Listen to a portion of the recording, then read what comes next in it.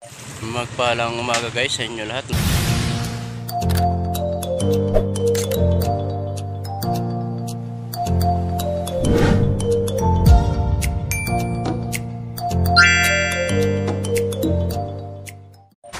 Magpalang umaga guys sa inyo lahat. Nandito tayo kung tatay pangalan mo? Puto. Ayan, tatay Puto. Ayan, ay asawa niya. Interview na natin kasi nakita natin sa tatay na dati nakaraan araw ay namigay tayo ng pagkain na nabigyan natin sa tatay.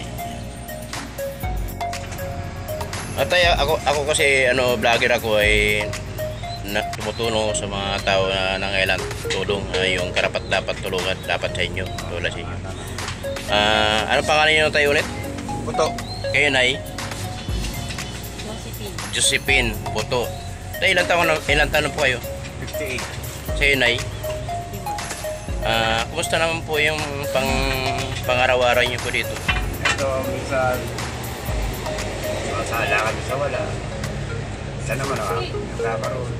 Gano'n ang buhay ng totoo yung personal lang akin. Ilan po ang anak niyo? Dito, ang anak ko, ito lang sa kanya. Tapos may mga pangalawa na rin siyang asawa na meron din siyang anak. Yung mga iba niyang anak may asawa na. Ngayon yung isa wala pa, tomboy. Nasa sa akin nga yun. Kaya dalawa sila magkapatid na narito. Magkapatid sila sa ina. Iba lang yung ama. Kaya pati yan yung nasa likod mo. Yan ang kapatid niya sa ina. Kasi ganito lang ang buhay namin. Tulad niya, may pangalakal. Pangalakal po tayo, pang-araw-araw nyo. Minsan, tulad kanina, wala akong napamulot. Kaya yung konting napamulot ko, iniipon ko pa sa kung ilang araw may ipon. Minsan, 2 araw. Magbebenta na ako yan bago kami kumain. Buhay ko namin dito. Kaya nagtitista lang mo kami sa mga ganitong buhay. Malaban lang kami kung anong dumarating na pagsubok. Ibig sabihin tayo, senior ka na, no? 50. Mag-senior ka na, no? Apo, mag-senior ka na po. Dati tayo, anong trabaho nyo dati po? Wala sa pagkabata ko, yan na lang talaga ang hanap buhay ko. Hindi ako nakapag-aral. Dahil broke yung family kami. Dito, sistema ko.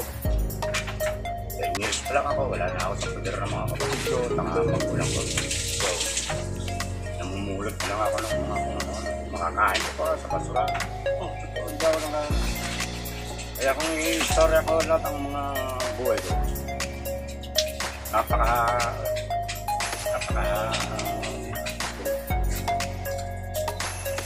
sa sinabi mo tayo, parang nalungkot din ako doon. Parang pinagdadaanan mo tayo, isang pinagdadaanan ko po. Lahat ng paghihirap ko, sala sa init, sala sa ulan, bagyo, lahat ng mga trahedya, mga dinahanan ko. Andyan ako natutulog sa kalsada, umuulan, tag-ulan, ganyan. Ay, ibig sabihin tayo, si nanay po ay pangalawang asawang po. Yung, okay lang tayo, tanongin ko yung dati mong yung dati mong... Wala pagla na yun. Yung unang asawa mo tayo po. nagsasabi lang ng Apo. katotohanan, wala Apo. sa yung mga desisyon ngayon. Ang una ko, nagsasama kami, ganyan mga trabaho ko, nagbubote, medyo umangat-angat sa pagkukulat ng mga basura. Nagbote ako ngayon, nagkaroon ako ng financial na magbigay sa akin ng punan. Ngayon,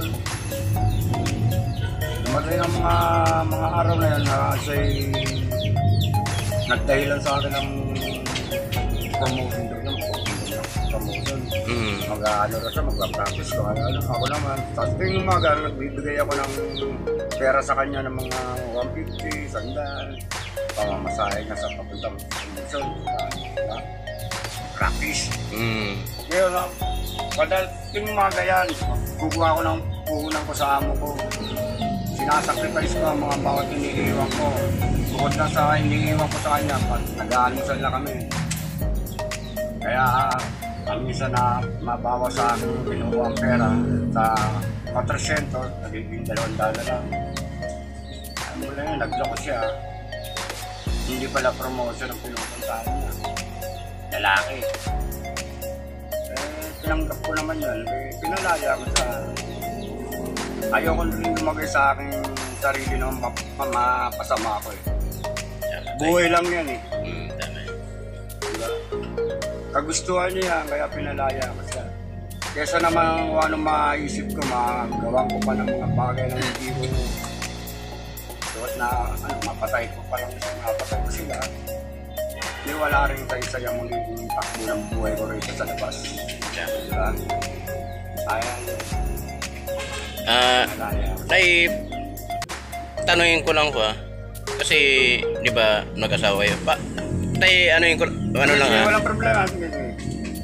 Nay, ano na gusto mo kung tatay kahit sa tatay walang pinag-aralan, ang trabaho niya ay na masura lang po. Ano po na ano na gusto mo kung tatay, anong katangian ang nagustuhan mo kung tatay?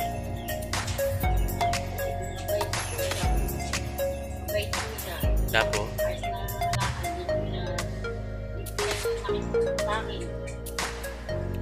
Very good.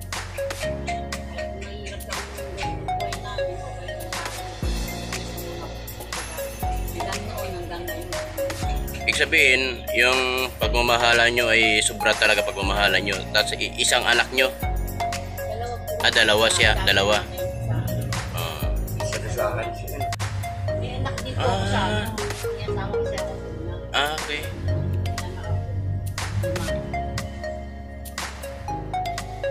Tapos yung unang teka lang.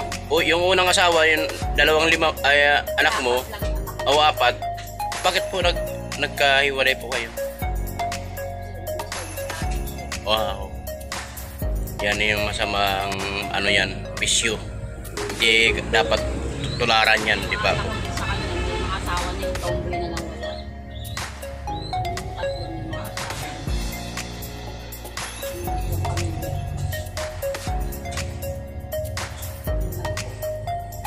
Atay, ibig sabihin itong bahay nyo ay hindi po sa inyo.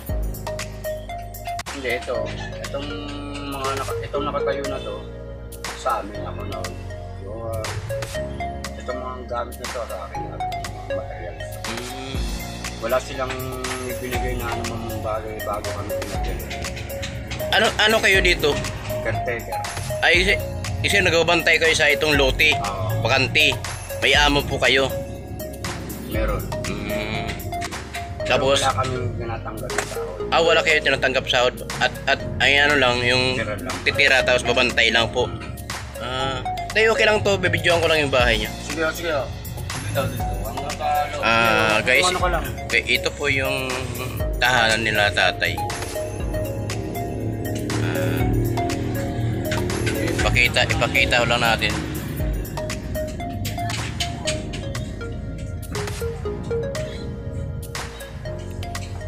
Ito po yung ano nila. Ano dyan guys, sila caretaker na pinabantayan yung lote. Ay si nanay, kaano-ano po nyo?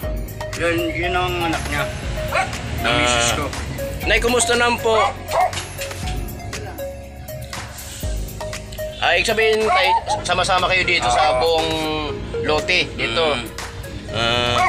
Nay, ilang taon po kayo? Anong pangalan niyo po? Filipa. Filipa. Saan ang probinsya niyo po? Liti. Okay. Ibig sabihin si nanay walang asawa, mayroon? Walang asawa siya.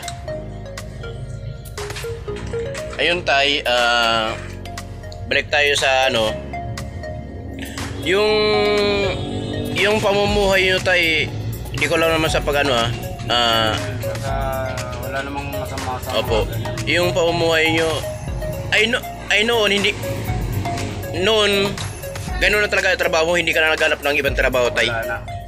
Kasi hindi ka, Dahil nga sa wala akong... wala ka pinag-aralan. Okay. Okay naman tay, kahit wala ka naman pinag-aralan, at least, yung pamumuhay nyo, maayos, marangal, at wala kayo nasasagaan na tao, di ba? Maganda, ayos yan. Tapos, kahit ganito yung pamumuhay nyo, at least, malulusog yung mga katawan nyo. Tapos, ano pang, ang ano natin tay?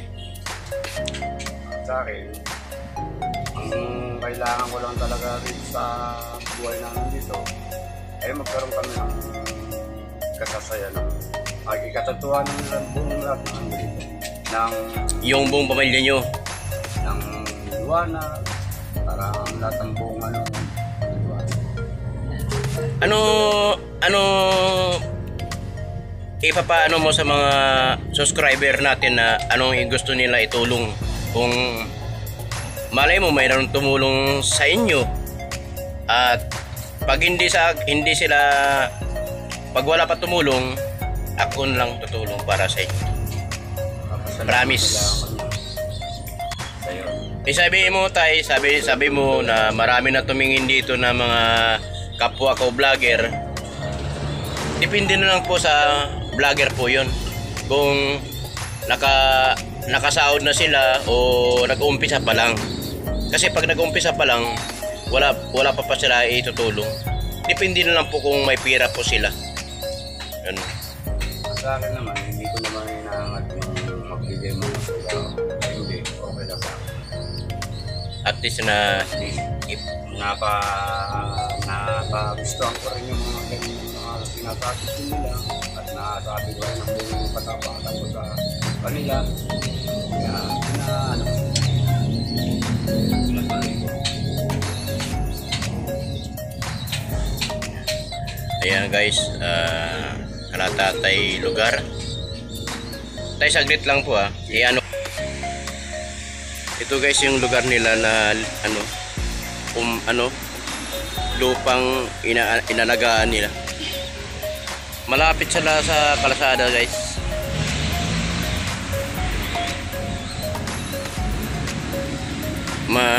Guys, tawag yan, sobrang hirap yung sinasabi ni tatay na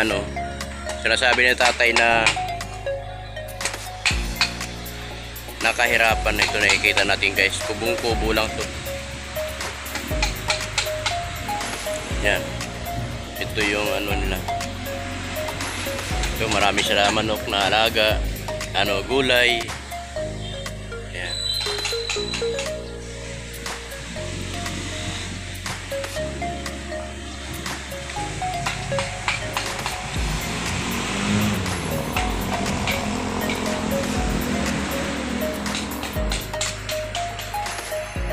Ayan guys, nakita natin yung kalagayan nila tatay dito. Tatay Putot? Puto. Tay ikaw nay? Josephine. Ikaw ate, anong pangalan mo? Joan. Ikaw nay? Pilipa.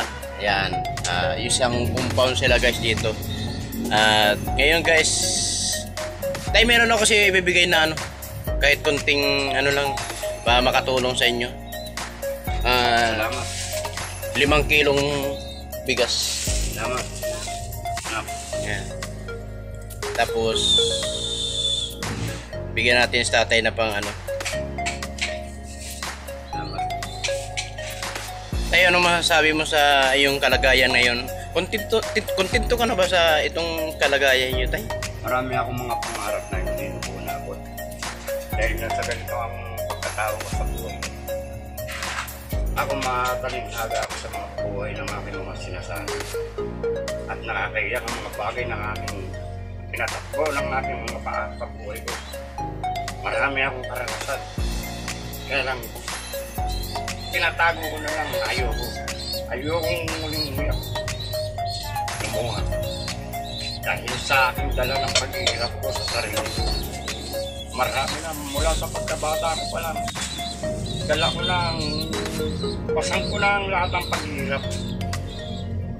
Para sa gutom, para sa kain konti. Ganun ang buhay. Hanggang sa tumanda na ngayon, 15, 8. Tiit ka na tay. Ganito pa rin ako, pero kahit pa paano, gumagapang pa rin ako sa sarili ko. Kakayanan. Ganito pa rin ang buhay. May isip ang lahat. Sana nangyari sa buhay. Guys, si tatay na paluha. Wala naman ako sinisisi sa aking sarili. Kahit sa mga kapatid ko magulang ko. Ang nasa isip ko talagang ganyan ang buhay. Hindi siguro rin sila pinanganak na mayaman. May kakayanan. At nabigyan nila talaga ako ng ganito. Walang pinag-aralan. Tawa ng Diyos. Bigyan niya pa rin ako ng tatag ng loob. Lakas na loob. Sipay ng hapon. Siya na rin nagbigay ng kansa na hindi niya ako pinabayaan.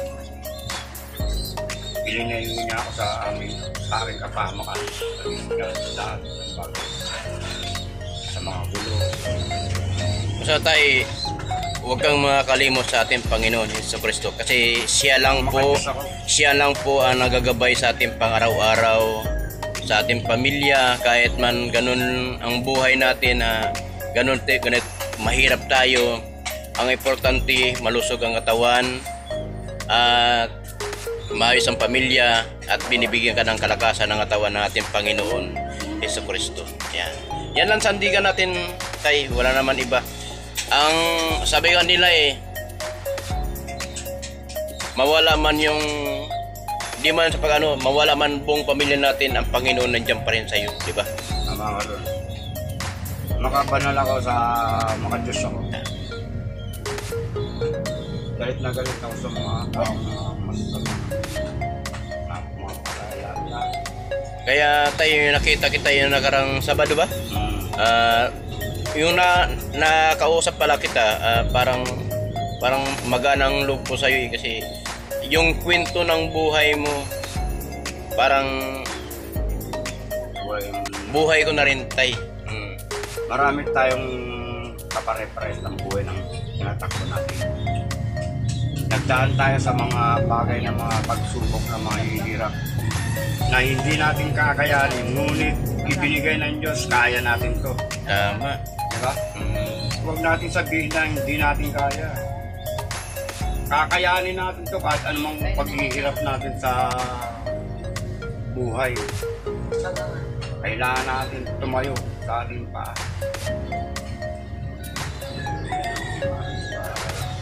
Tay, ipakita mo na lang yung bigas na binigay ko sa iyo.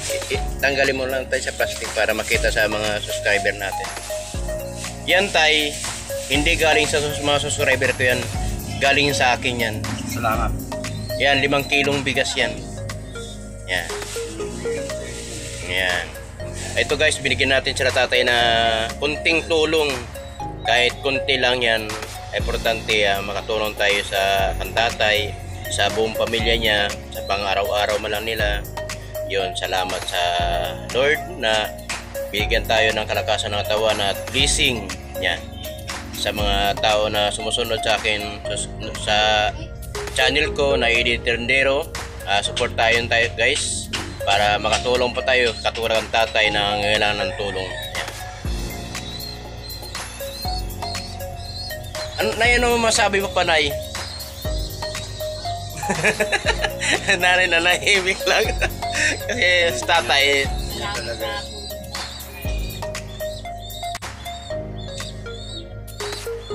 Gaday. Gaday.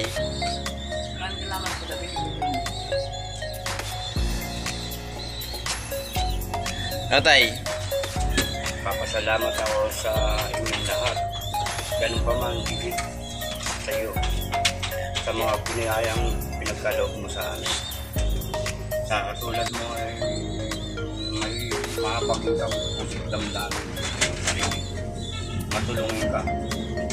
Nakikita ko rin sa'yo. Maraming salamat sa inyo lahat. Dahil, pwede pa kay video nga. May, naano lang kang tatay. Gusto ko lang tatay ano eh. Gusto ko lang si tatay yakap. Tay, payakap pa. Laban lang tayo. Laban lang ako, laban. Kahit na meron makakain. Tatay, hindi natin pabayaan to. Sana marami tumulong ang tatay sa buong pamilya niya. Sa nakikita nila yung ano nila, bahay. Yan, sana maraming mahabag sa mga subscriber at sa mga kung sino man mag-sponsor niya ang tatay sa kalagayan nila. Huwag natin pabayaan ang ganitong kalagayan nila. Sana meron kayo puso na para sa kapwa natin na tumutulong katulad ng tatay.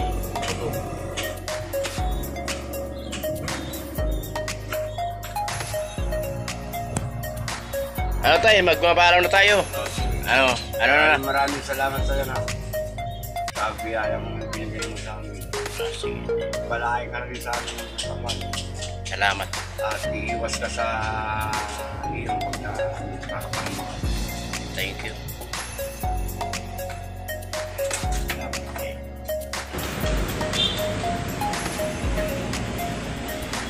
Ayan guys, yung mga kalagayan nila. Ayan. Malapit sila guys sa kalsada. Ito yung bahay nila. Nakakaawa guys yung sinasabi ni tatay na pamumuhay nila. Wala daw sila pinag-aralan. Kaya hindi siya daw simula noon pagkabata niya ay hindi siya nakapagtrabaho kasi wala siya pinag-aralan.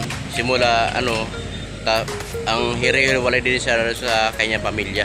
Kaya magulang kasi malit pa daw sila, hiwalay na sila. Ayun guys, hanggang dito na lang tayo. Ayun guys, bago tayo magtatapos, ipapakita ko lang ang tatay yung kanya lugar. At nabigyan natin si tatay ng kunting tulong at financial kunti. At yun, bigas binigyan natin ng 5 kilo at financial kunti. Ayan. At hinihingi nila guys ni tatay Putot ay yung ilaw daw kasi wala sila ilaw dito. Ayan. Sana guys kumakatok ko sa puso't isipan nyo at naghihingi sana ko ng mga subscriber na sana wag niyo i-skip ang ads at panoorin nyo ang aking video, tapusin nyo para kahit sa ads na lang guys na wag niyo i-skip. Malaking tulong na yan na para makatuloy-tuloy natin na pagtutulong katulad ni Tatay Putot ang kanilang hanap buhay na papangangalakal. Yan. Sana guys kahit lang sa ads lang wag nyo sana escape kasi kawawa naman sila tatay. Ayan guys, hanggang dito lang tayo at napayak niya ngayon si tatay sa sobrang saya sa kanyang nabigyan natin ng tulong sa kahit kunting 5 kilong bigas. Yan. Hanggang dito lang guys, support na ng aking channel Edit Tindero. Sana huwag niyo pababayaan. God bless you all at shout out pala kan Paps Anton na taga US at lahat na sumusupport sa aking channel at saka kay Mansono Kumundo mga OFW. Huwag yun sana tuloy-tuloy ang ating pag-mission sa atin sa umagang ito. Ayan, may nabigyan naman na tayo ng tulong sa Tatay Putot na pag-mission natin sa isang pamilya na nandito sa may kubong-kubong na bahay. Ayan guys, hanggang dito naman tayo at